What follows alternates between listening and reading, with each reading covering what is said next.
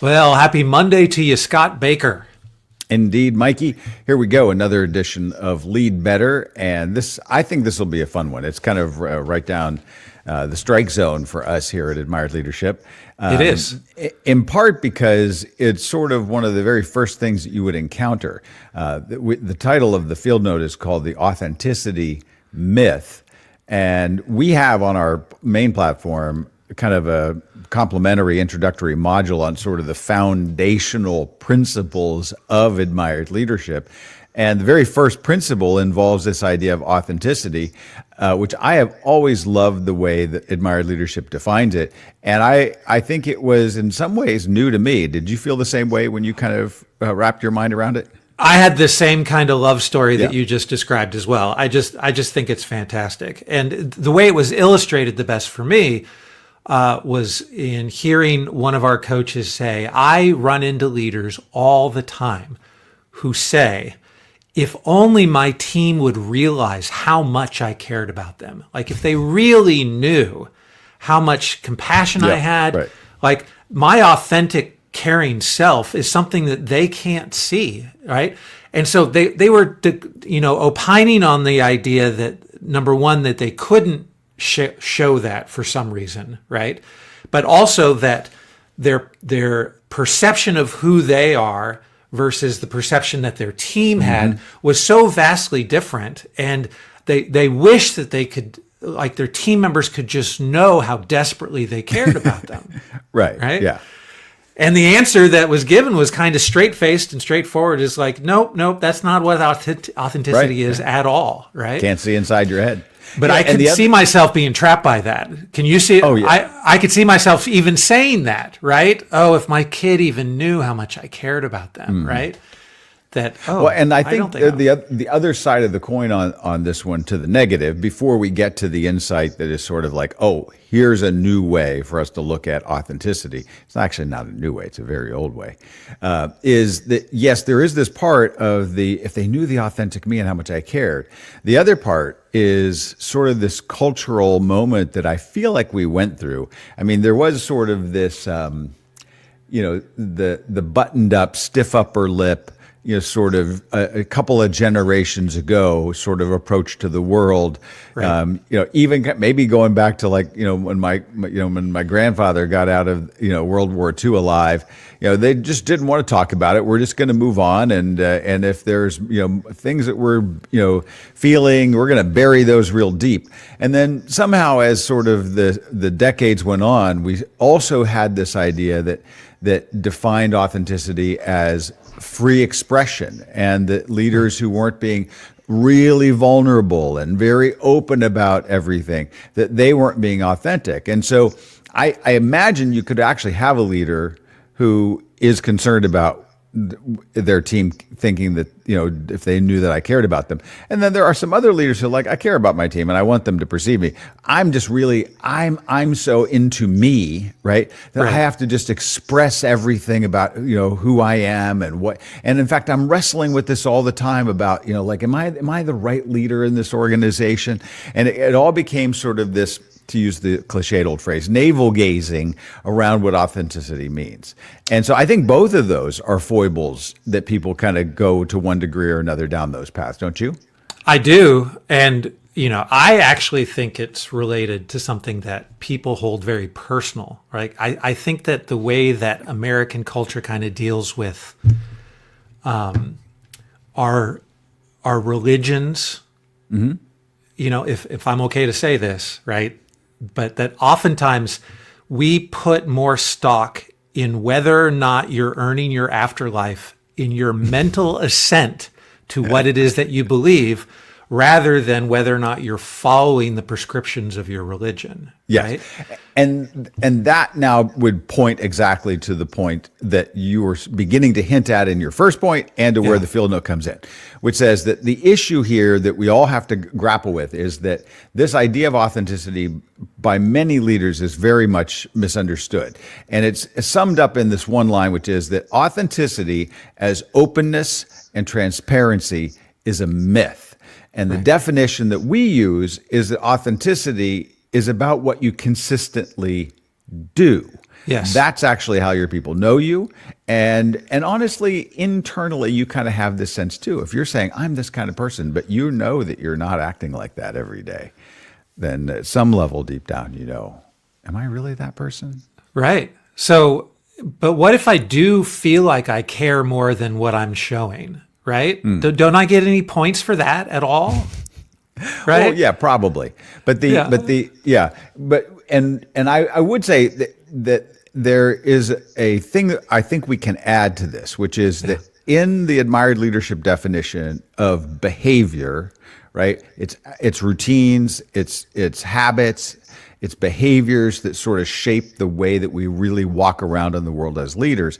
Right. You'll notice that many of the behaviors are things that you actually say, right? So words in and of themselves are not behaviors, right? Yes. There's questions we ask, there's ways that we give feedback. So the question is, are your words that you're using and the actions that you're demonstrating, are those the things that are consistent in sort of the way that you're being the guardian, the shepherd, the encourager? Do you make the people and the situations around you better?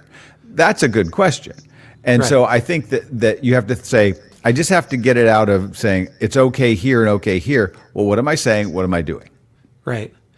And if you go through any behavior, the credibility that you'd like to have accompany that behavior really comes through the consistency of that action, right? Not whether or not you said it in an earnest way. Right. Yes. Right? Yes. So, and I think that that's the thing that we do underline, which is the words then are just, you can't stop with the words, right?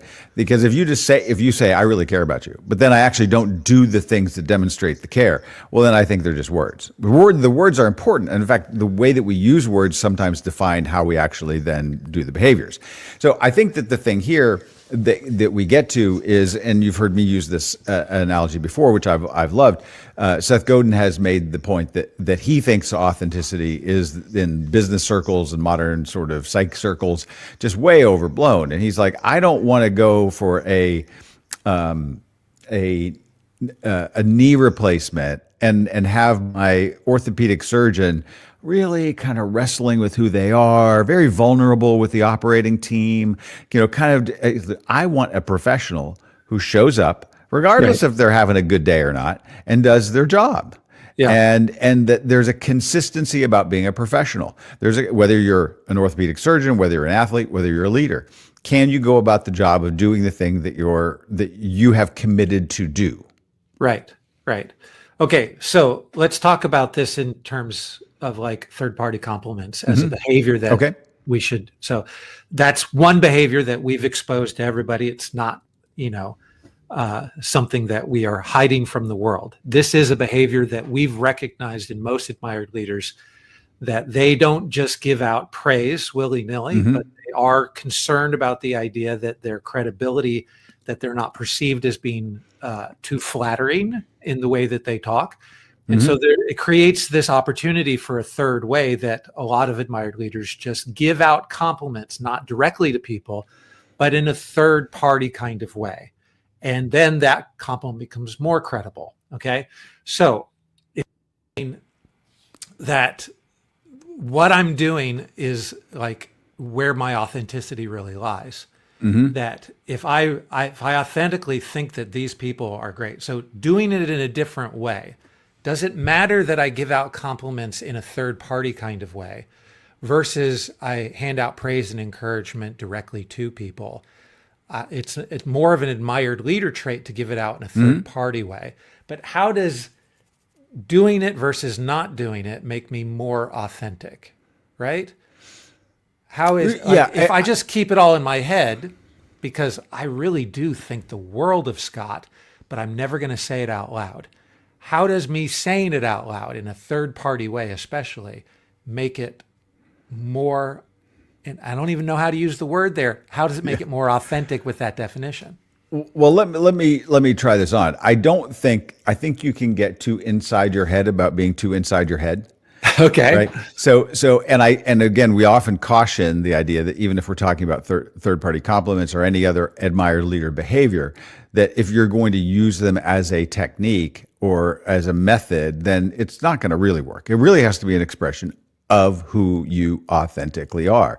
So the question is not so much even, am I going to make sure that I tell this person so that I can get the phone chain going so that it'll eventually get back?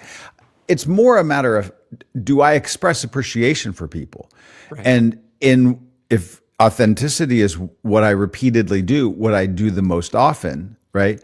Then if I'm expressing appreciation to you when you're not there, when you are there, whether I'm looking for things to praise kids about, whether I'm looking at things to praise the person, behind the counter at the restaurant, whatever those things are, that's what starts to become just a part of who you are. It's not whether I start saying, let me go in. As the boss, have I watched them doing third-party compliments in the last 3 months?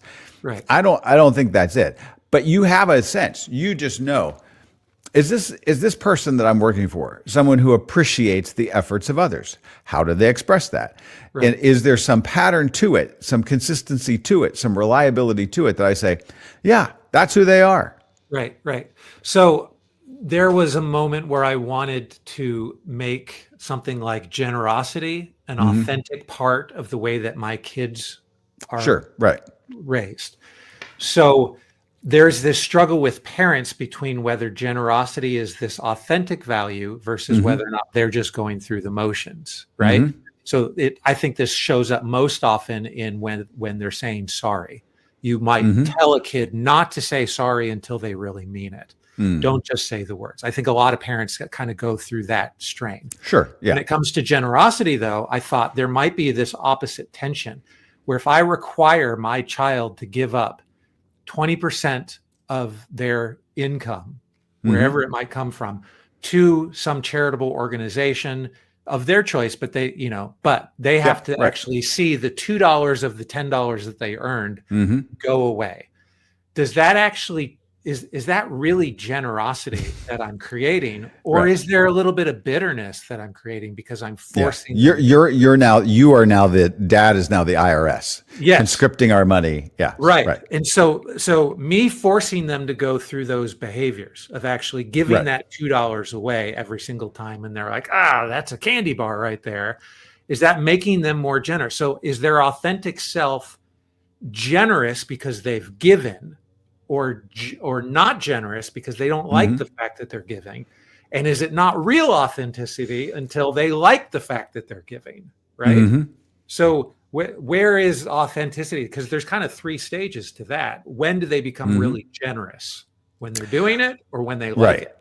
Well, some of it is probably a little bit more about how what they see being witnessed and modeled, right? And then when you invite them into that.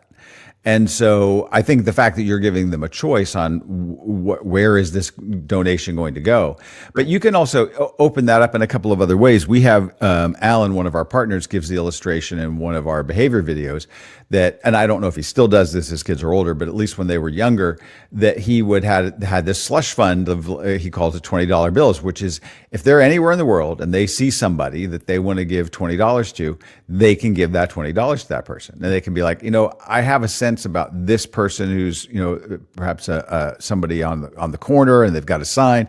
And excuse me, Alan was saying, I know that probably, I'm not choked up. I'm just going to mute for a second. Let me just say, my guess is that generosity is something that is a lot more easy for them to be able to tap into when it's not their money first.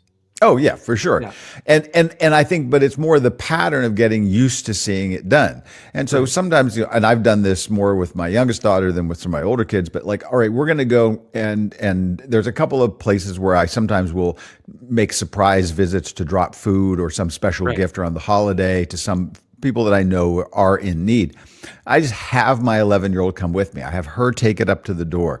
Oftentimes, even in our church service, it's like you can give a certain amount to the church. I always make sure that I'm going to give her extra money to put in the plate for herself, so that she's in that pattern. We have a family foundation here in Pittsburgh, and so having the younger kids observe and be very tactical and tractional in observing, well, here's where the money's going, here's how it's helping. You can build these patterns into them, but it's more probably caught than taught, as they say. Right. Now, I think that then goes to this whole issue, which is we should not only be inspired to become to measure ourselves and the gap of where we are authentically. Here's how I see myself. Am I demonstrating that? Am I saying that? How am I living that out? And I think that then in our organizations, just fostering this idea, again, an old idea. I mean, Aristotle in the Will Durant paraphrase is, we are what we repeatedly do. Excellence then is not an act, but a habit. It's not even the one-time thing. It's the consistency of what we repeatedly do. And you can see this in deep philosophy. You can go through definitions of authenticity and Kierkegaard and Nietzsche and Heidegger and all the rest of it.